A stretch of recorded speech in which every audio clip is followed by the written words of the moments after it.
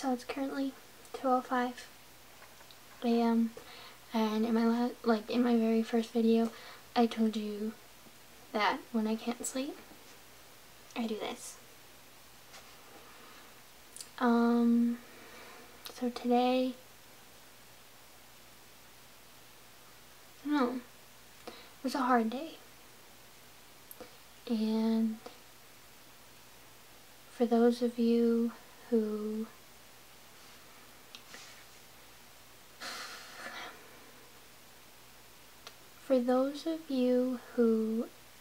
know what has happened to me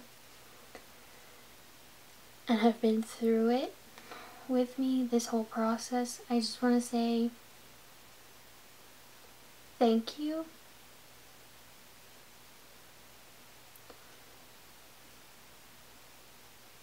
Because even when it feels like I've had no one, you guys have been there for me since day one. And you know who you are. There are some new people that, honestly, if I didn't have you, then I don't know where I would be.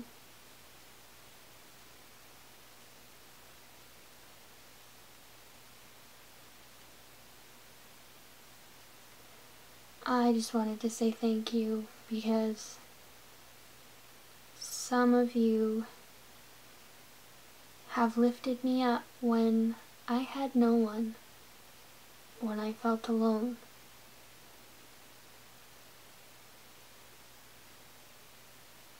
And those of you who have been there for me, the past few months especially, there's just no words to say how thankful I am for you.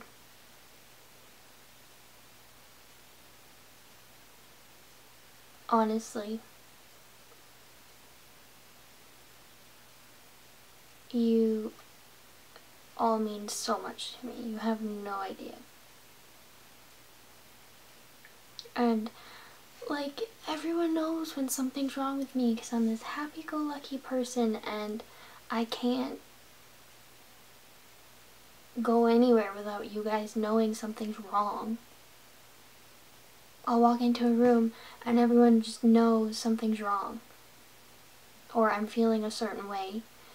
And the amount of love I feel every time just means a lot to me, especially, all of you know that I am this loving person, and lately maybe I haven't been so loving, maybe I've just been a pain in the ass, and I'm sorry for that.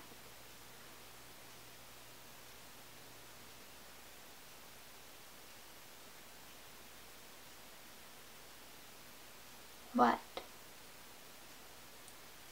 today, I guess, everything ended.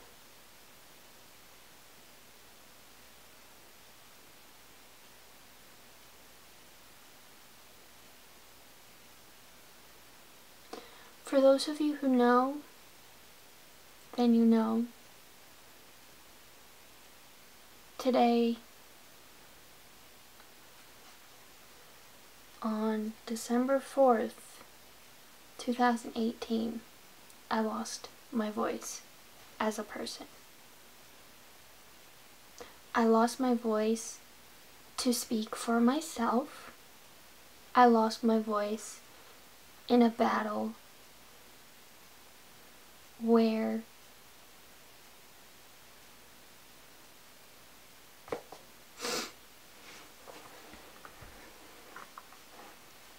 today on December 4th,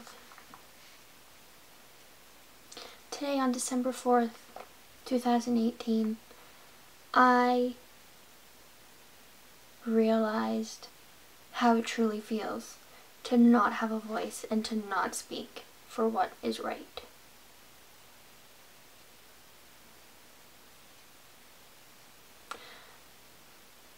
It is such a shitty feeling knowing that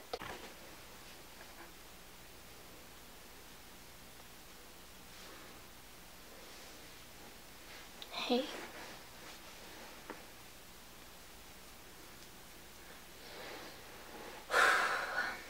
So,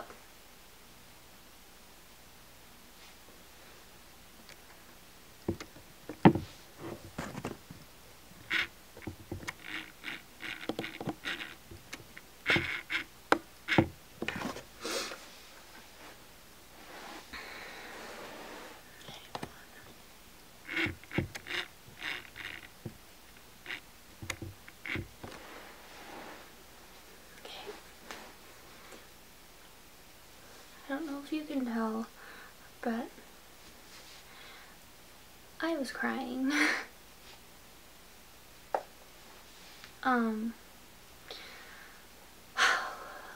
This video is going to be raw and emotional, for me, at least. That's why I have a box of tissues ready. So, if you are interested in my life, in my story of the past year, keep watching. Okay, so I guess I should start from the beginning. Last summer, I was working in Kananaskis at the Delta, housekeeping. It was fun. I met some really amazing people there, like my best friend Mert and Vanessa and so many more. Bella, Francis, just so many people. I loved it, but I had to come home because my dad was sick and I needed to just be home and be with him. So obviously I needed a job. So I then went to the Cochrane Ramada to work, housekeeping. So I started there in August 28th, 2017. It was good for the first few months. I met my boyfriend at the time, and like, it was great. He came, did his homework in the lobby, and waited until I was done, just so he could spend time with me. Then, in December, it started to become slow. Slow as in not many people are traveling, and our hours started being cut. So back then it was hard for me. It is hard for me now because I had my phone bill, I had my car insurance, my car payments because I was leasing, I had my school loans, I had to help my mom pay bills because she's the only one in the family. She's the only breadwinner. And me and my brother have always tried to help. Just because my dad's sick, he can't work. So it was stressful. It really was. I remember specifically January 19th, 2018. We were only given 6 hours to work out of 8. At lunchtime, our lunchtime was anywhere from 11:30 to 12:30, half an hour lunch. I remember we all went down at 12, had our lunch, and we were all talking as normal.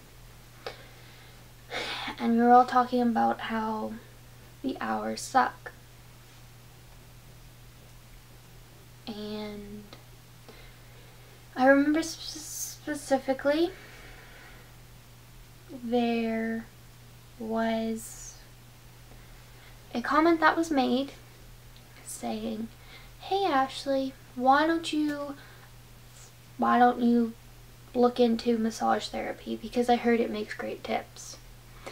And at first that comment like took me by surprise, gave me the creeps, just because why, like, that's weird to say to someone to make extra money, especially when they have no idea what they're doing.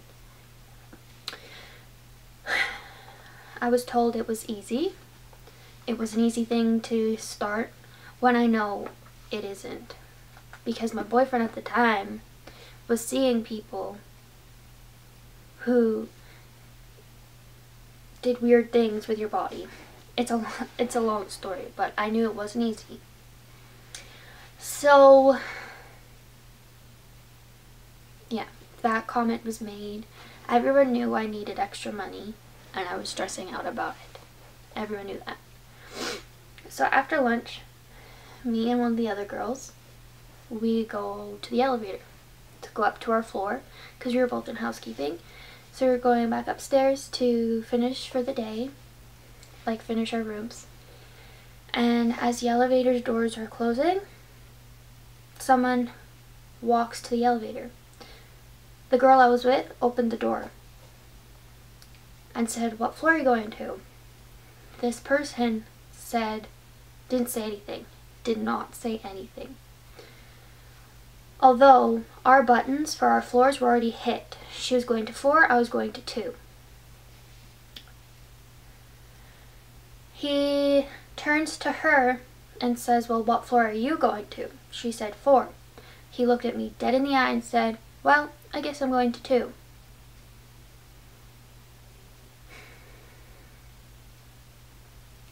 I guess I'm going to 2. Normally, after our lunch, we go to each other's floor, talk a little while because we don't want to work. Yet. That's just what happened, but for some reason that day, we didn't. So, we're going up. I get out of the elevator when we hit the 2nd floor. He follows me out. And, like, it was weird, but, like, that's just who he was, I guess. Just this weird old guy. So I go to my cart because it's outside the door I was working on before I went to lunch. I had propped the door open to remind myself what room I left, so I could go back and start cleaning it. Because I had taken all the garbage, I had taken all the bed sheets, all the towels, everything out, so I could just start afresh when I came back from lunch. So he follows me into the room. The door is still propped, where the latch on the door is facing out, so the door just slams on it, so it's open just a tiny bit. He sits on the bed as I'm walking around and says, "Hey, so that massage thing, like, why won't you do it? Like, tell me, like, what's, like, stopping you from doing it?" I said, "No, it's, like, not really my thing. Like, I'm not into that, and I don't even know how to do it anyway. I just don't know how to do it anyway." And he says to me, "Oh, it's so easy. Like, you'll get it right away. You'll get good tips, blah, blah, blah." Then he says, "Come here, I'll show you how to do it." He says, "Come here, I'll show you how to do it." Nice.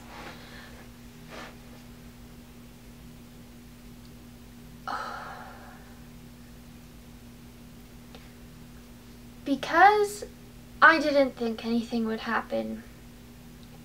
At first I'm like, no, like it's fine. It's whatever. I'm not into it. He says, no, come on, it'll be fun, blah, blah, blah. He said, sit on the floor in front of the bed. So I did. Just like this. He was sitting right behind me, and he started rubbing my shoulders. It was fine at first. And then he said, see, it's easy. This is all you have to do. I said, oh yeah, I guess so. And then he started going down my back. Going all the way down.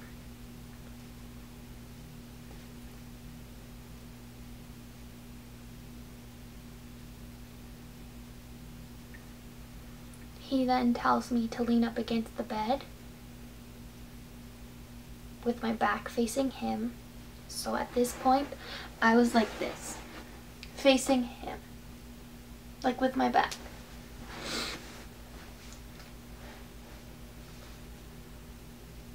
And again, he starts going down my back, down my back.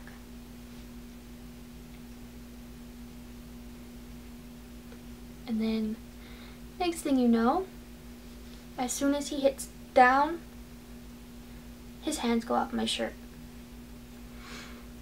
Skin on skin. Going up, up, up, up, rubbing my shoulders, down, down, down, down. I never had a massage before. I've never had a massage before. I didn't know what to expect. I didn't know anything. He knew that and he took advantage of it.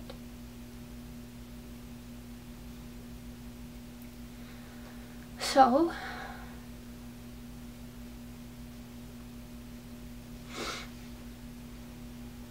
next, he was rubbing my back, and my arms at this point were like this, glued to my side, because he tried going right here and like grabbing my front. My arms were glued, meaning he could not get to my front. He then goes down my side like this, and he's like, see, it's fine, you're so tense, everything's okay, I don't know what you were worried about, blah blah blah. He then starts going along my pant line, on my pants, and I was wearing leggings that day. He puts his hands down my pants. It wasn't the same feeling as when he was massaging my back. It wasn't that feeling anymore.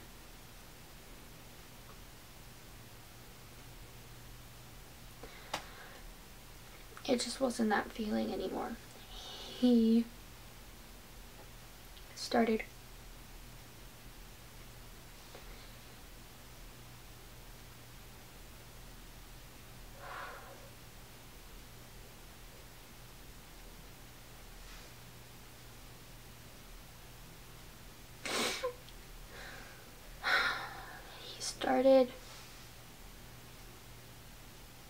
groping my butt.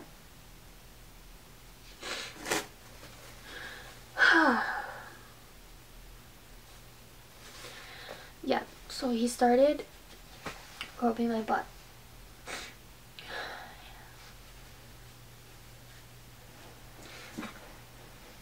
I kid you not when I tell you, words did not come out of my mouth. I was frozen. I didn't know anything. My brain went blank. I didn't know what was happening. So next, what happened after that, he full on pulled my pants down.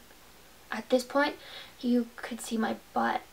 You could see my hoo-ha, because I was wearing a thong. He starts going in between my leg with his hand. My vagina is here. His hand was there.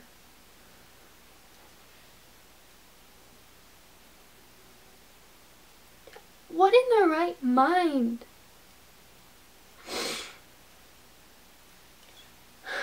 So he keeps going, starts doing this. He kept telling me, "Oh, you like that? It feels good, doesn't it? Oh, you like that? Just things like that."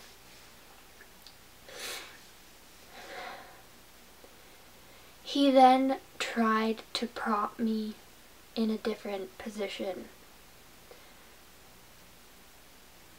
I then managed to say his name, stop. He said, "No, shush."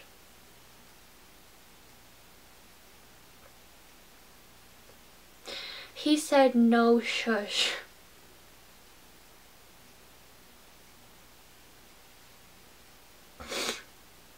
I then said, "No, stop." He didn't stop.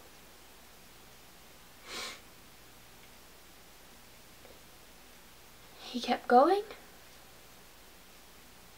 I said, the last time I said his name, I said, "No, his name, no, stop." Miraculously, from this frozen position I was in, I scooped my pants up, sat at the end of the bed staring at the floor. I felt so dirty and gross, betrayed. I didn't know. I just didn't know.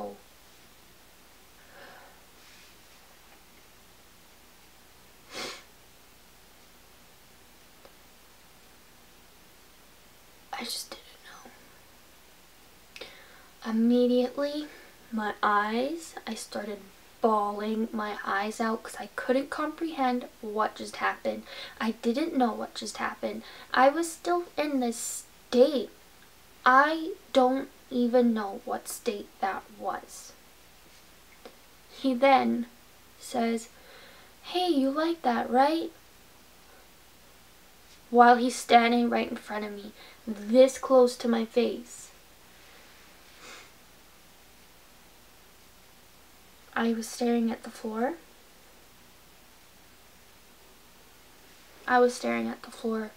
Just no eye contact at all. I was just staring at the floor. He then drops to his knees, starts rubbing my sides again and my knees, like my thighs, and says, "You're okay, nothing happened. Everything's fine. Nothing happened. This is what people do when they get massages."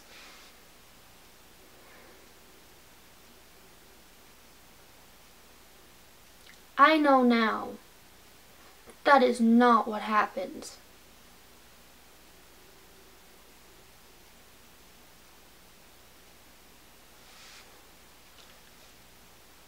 He then tries to grab my face to look at him, because at this point I'm still staring at the floor.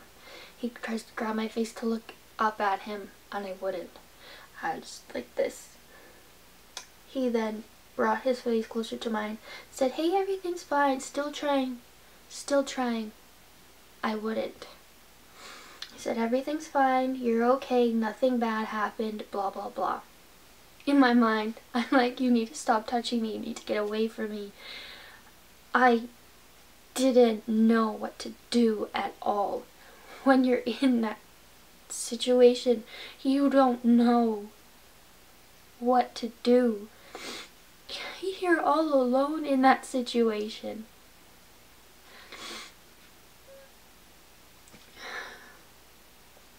thing I remember is when I was in that position, leaning up against the bed, I had my Snapchat open. I literally had my Snapchat chat open to the girl I was in the elevator with. I wanted to send her help, but I didn't know, because he was behind me. I didn't know if he saw that, or if he was going to see that. I didn't know what he would have done, so I didn't say anything.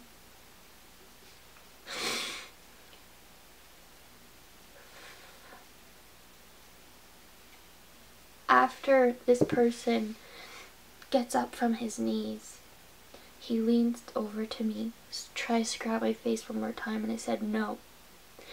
He kissed me right here. Right there.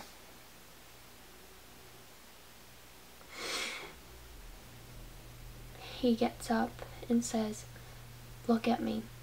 I didn't look. He said, "Look at me." I looked at him up here. He said, "This stays between you and I. You're not going to tell anyone."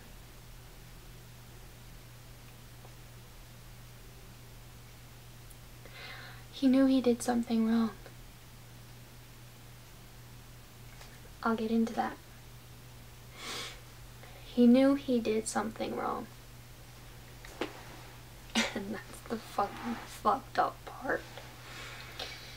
He pulls out his wallet after and says, "So, how much do you need for school again?"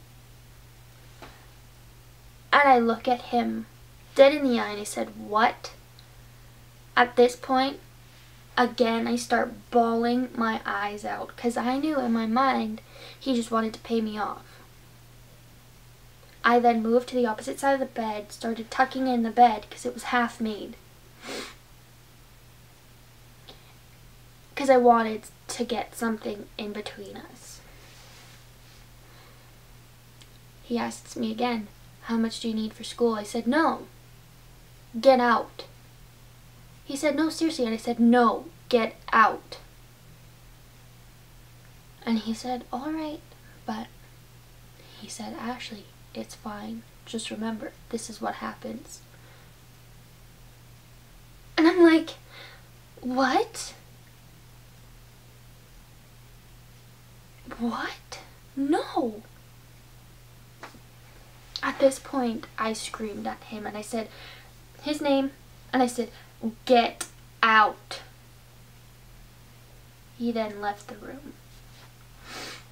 I then ran to the door, deadbolted, latched. I go on the bed, I wrap myself up in the quilt, and I start bawling my eyes out. I started to process what just happened to me.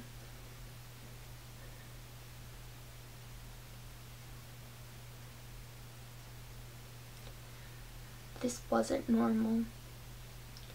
I know that now.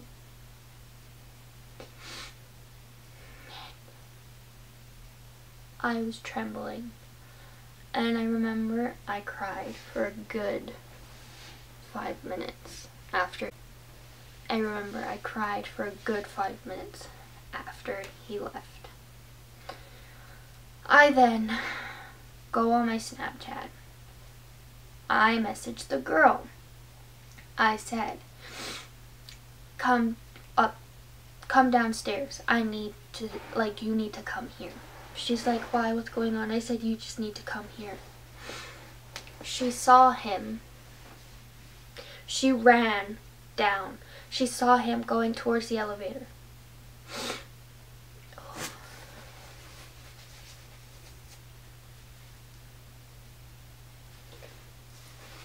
She saw him going towards the elevator.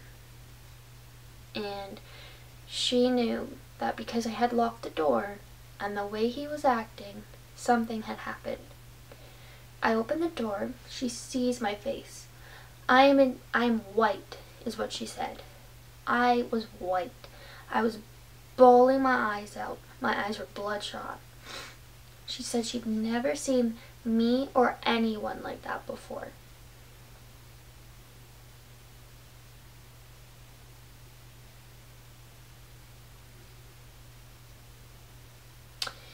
She knew right away he did something. She gave me my time. She stayed with me, and I told her what happened. She then says, you need to go downstairs and tell them what happened. Tell them, as in the manager and the supervisor. I said, I can't leave. I'm scared. I don't want to leave. She said, okay, I'll go down, tell them to come up, and they need to talk to you. I'll pretty much brief them on what just happened. So she goes downstairs. I lock the door behind her because, again, I'm scared he's going to come back. And I heard a truck pull up. The supervisor and the manager were outside smoking at the time. I saw my coworker go outside and I saw his truck pull up. I heard him say, yeah, I'm going home for the day. Excuse me? He said, yeah, I'm going home for the day, but you should probably go upstairs and check on Ashley because she's crying. They said, what? Why?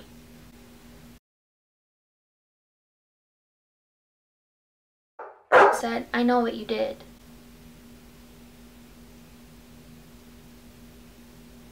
My coworker said, looked at him and said, I know what you did. And the manager and supervisor were like, what? He says, yeah, you're gonna have to talk to her about it. He drives away, doesn't come back for the rest of the day.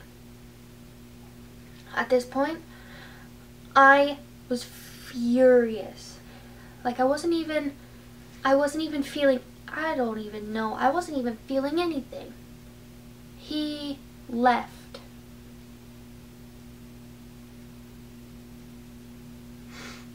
Why would you leave? If you didn't do anything. Tell me why you left.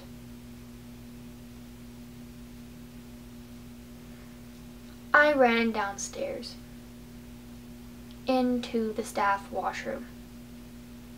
The supervisor comes to me with my coworker and says, hey, can you talk about what happened? I tell her exactly what happened, and she started crying. She said, I have never heard of anything like that. How is this okay? It's not okay. The manager then comes in, gets me to tell him what happened. I tell him. As I'm telling them, I'm trembling. I am bawling my eyes out. Next thing I know, it was done with. I got left in the room with the supervisor, and the manager walked out. 5 minutes later, the manager comes back in and says, oh, your boyfriend's in the lobby. I had stopped texting my boyfriend at the time. I told him it was a weird day. I stopped texting him. He came. He fucking came. 'Cause he knew that something happened. And for that, I will forever be grateful. He came. I wasn't allowed to see him for half an hour after he got there, and he was waiting, he was texting me. I had all these notifications from him saying, where are you? I'm here. I need to see you. Are you okay? Please tell me you're okay. I left. I walked out of the room that I was being, like, I gave them my statement. I walked out of the room and I saw him in the lobby waiting. And I walk over to him, and he hugs me. When someone's trying to comfort you, they hug you. They rub your back. I told him, "Don't touch me." He looked at me and said, "What?" I said, "Don't touch me."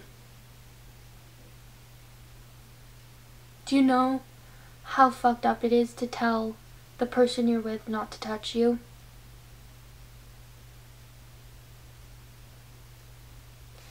He thought someone died, is what happened. He thought someone died. Until I told him not to touch me. I sat down in front of him, and he kind of hunched over and was comforting me, just like any boyfriend or significant other would, or anyone who has ever cared about you would. He starts rubbing my leg. I started bawling my eyes out, and I said, "Please don't touch me." At that point, he knew, without me even telling him what happened.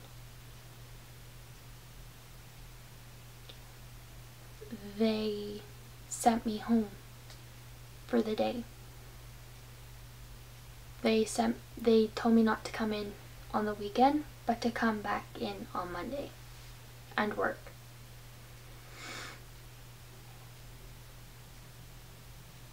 Do you know how fucked up that is? After that happened, expect me to come back to work hunky-dory, like everything's fine, like nothing happened, and work. I did what they asked. I went home for the day. I didn't come in on the weekend. I didn't even tell my parents until a few days after. They thought I was still working on the Saturday, Sunday, Monday, Tuesday. Do you know how they found out? My boyfriend at the time texted my mom and said, "Hey, you need to talk to Ashley." They knew something was wrong. They kept asking me, "Ashley, what's wrong?" I said, "Nothing, I'm fine." They knew I wasn't fine.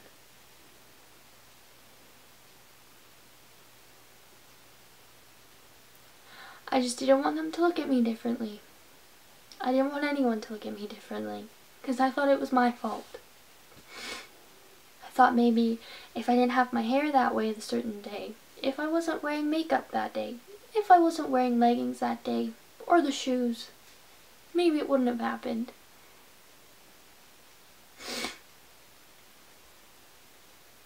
Maybe it wouldn't have happened. Who knows? But it happened to me.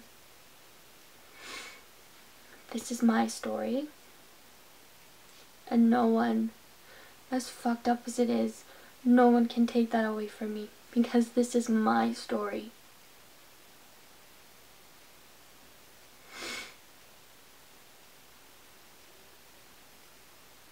After everything, with the employees that I worked with, to the private investigator they hired, I didn't even want to talk to him. But they made me. They made me do things I didn't want to do. They made me talk to him. I didn't want to. They hired him because they didn't want me to sue them. They had told me to go to the police, and that's what I did with my mom when she found out. When my dad found out.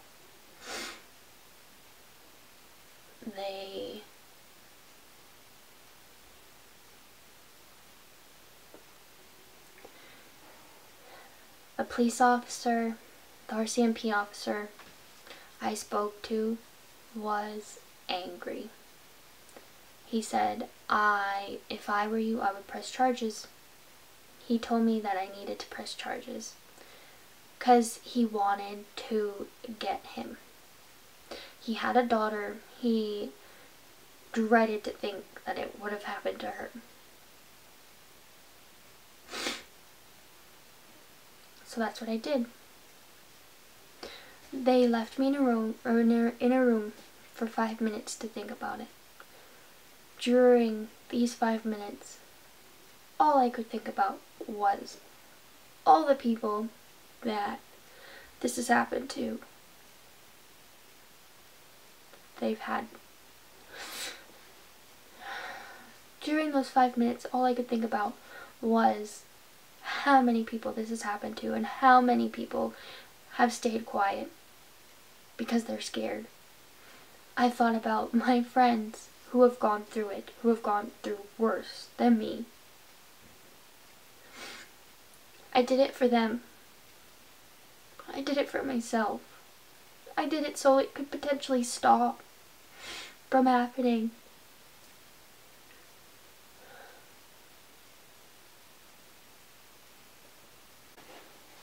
I did it for them. Because that's me. I'm selfless when it comes to others.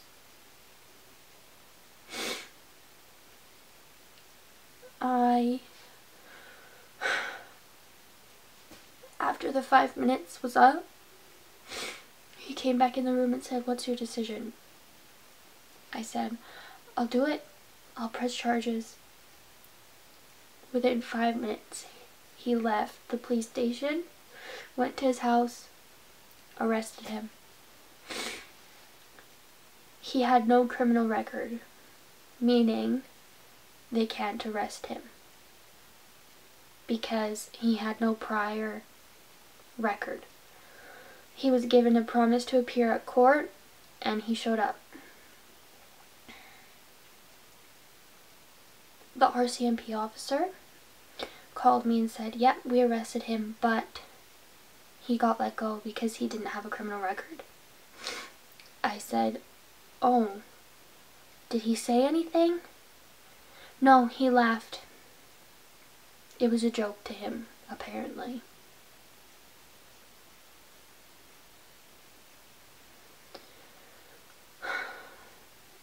From then to now, I've had this weight on my shoulders. Today, I lost my voice. Today, I lost my voice.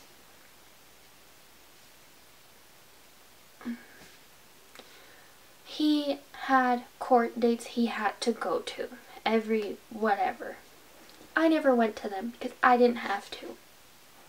Victim services went on my behalf, and they would call me every month and tell me what would happen, what did happen. I got fed up to the point where they kept calling me, telling me, "Oh, nothing happened in court today, but it's adjourned to this date." I called them back and I said, "You need to stop calling me and call me when something has come of this."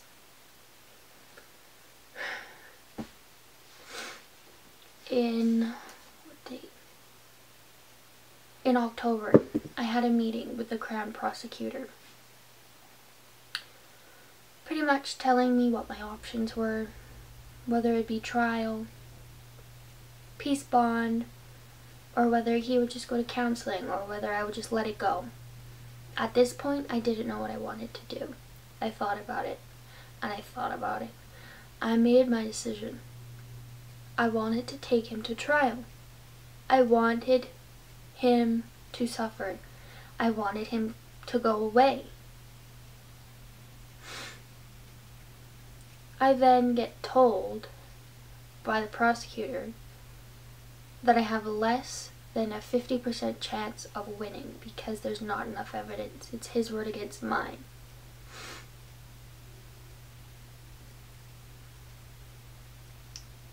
his word against mine.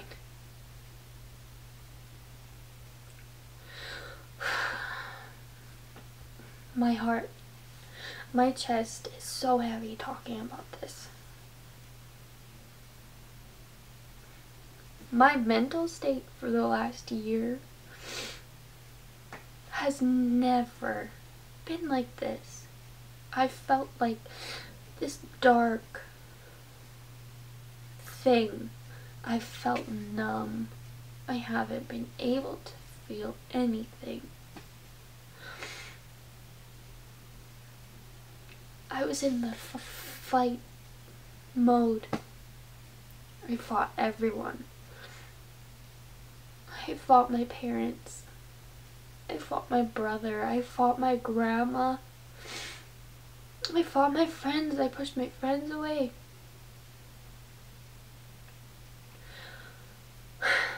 I fought my boyfriend at the time. I pushed him away.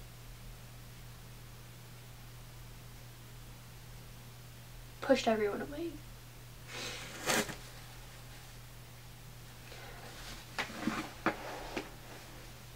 I ended up going on WCB because the hotel didn't do anything for me. I had to do it by myself. I went on WCB for 5 months. I was making more money on WCB than I did when I was working. With WCB, they set me up with counselors, with an OT, an occupational therapist, and a psychologist.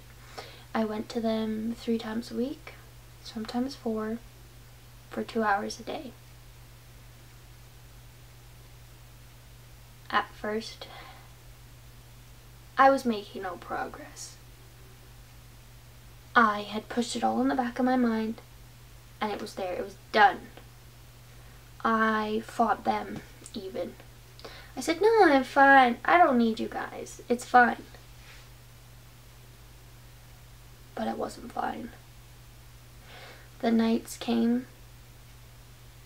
The flashbacks came. The nightmares came. I couldn't sleep. I had to lock my bedroom door because I was scared. I couldn't sleep by myself. I couldn't do anything. I bought melatonin. That knocked me out. That was the only time I slept. I relied on it too much. Now I can't sleep ever without taking it because I relied on it too much.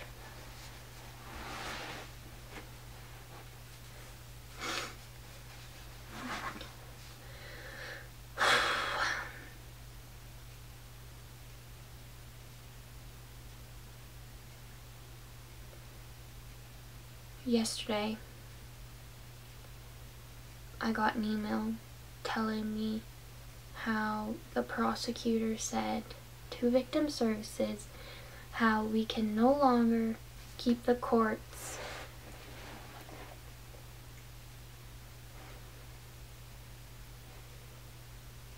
I'll show you.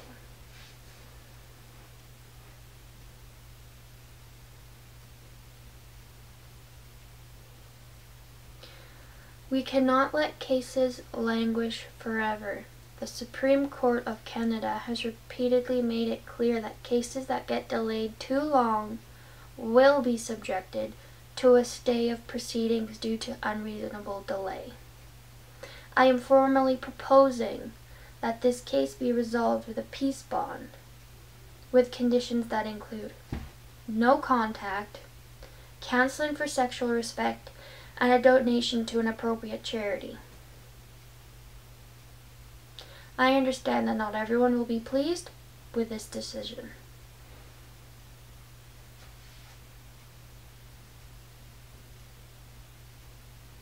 Then today was the last court date. Today my dad went to court for the first time. Today my dad got to see him for the first time. Today, I lost my voice. Meaning, I did not get a say. I did not win. He won. He walked away. To me, this peace bond is nothing. This peace bond lasts a year, then what? I understand completely why victims do not speak out, because it gets thrown back in their face when they do. Yes, you get girls that fucking lie about it, and that's fucked up. But for the girls like me, who have a story, a real story, and it gets thrown into the air like nothing,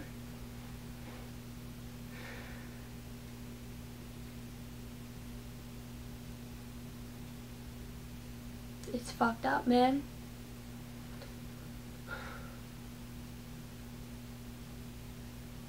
So it's over.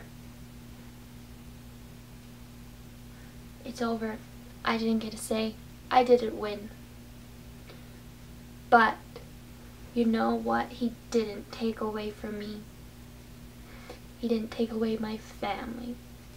He didn't take away the people that cared about me. He took a lot from me. This year has taken a lot from me. But he did not kill me.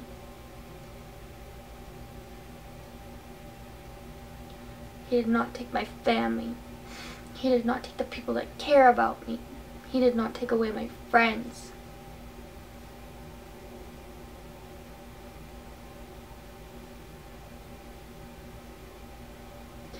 For those of you who are watching this, and for those of you who know somewhat, for those of you who don't know, but have still been there for me, thank you so much for being there for me, even when you didn't know.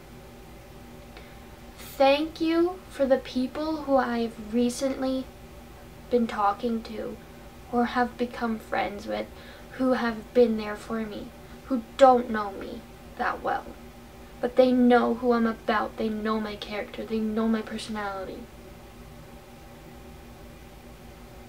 Everyone who knows me knows I'm a fun-loving, caring person, who is funny sometimes, who is stupid sometimes, who is the dumbest person at times. Thank you for making me laugh. Thank you for loving me, even when I haven't been all that loving to you. You will never understand how much that means to me, and how much each and every one of you mean to me. This year has taken so many things from me. This year has taken my mental state. I am not the same that I was a year ago. I am stronger. I am more determined than ever about everything. You may have won, but you have not won.